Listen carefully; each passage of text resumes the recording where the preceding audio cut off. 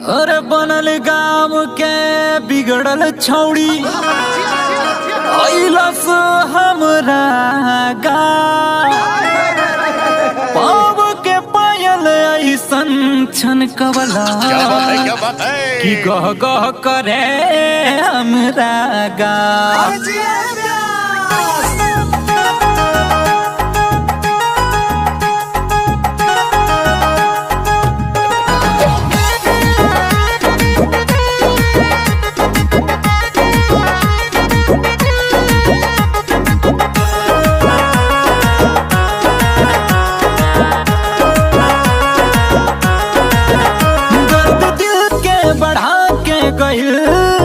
कि दर्द दिल के बढ़ा के गइल आइल ही तई में ऊ 4 दिन खातिर बाकी हल्फा मचा के गइल।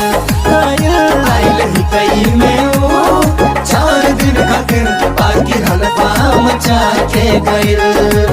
कि दर्द दिल के बढ़ा के गइल, कि दर्द दिल के बढ़ा के गइल आइल ही तई में ऊ 4 दिन खातिर बाकी हल्फा मचा के गइल। आइल ही तई में ऊ 4 दिन खातिर बाकी हल्फा मचा के गइल।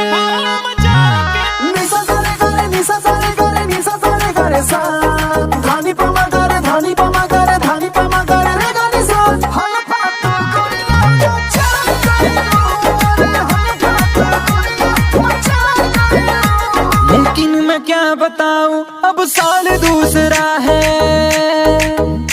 लेकिन मैं क्या बताऊं अब साल दूसरा है। तब चाल दूसरा था तब हाल दूसरा है, तब चाल दूसरा था तब हाल दूसरा है। क्या करोगे तुम आखिर, क्या करोगे तुम आखिर गम में अब मेरे आकर थोड़ी देर बैठोगे और दर्द ही बढ़ाओगे। तुम तो ठहर परदेसी साथ क्या निभाओगे। तुम तो ठहर परदेसी साथ क्या निभाओगे। तुम तो ठहर परदेसी साथ क्या निभाओगे। सुबह पहली गाड़ी से घर को लौट जाओगे। तुम तो ठहरे परदेसी साथ क्या निभाओगे।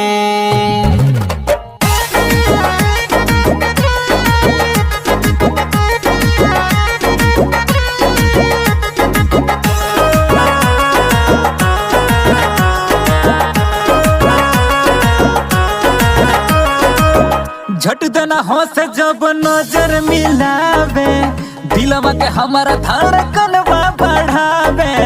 करी जब इशारा मिले खातिर से दूर शहर में हमके डिस्को बोलावे।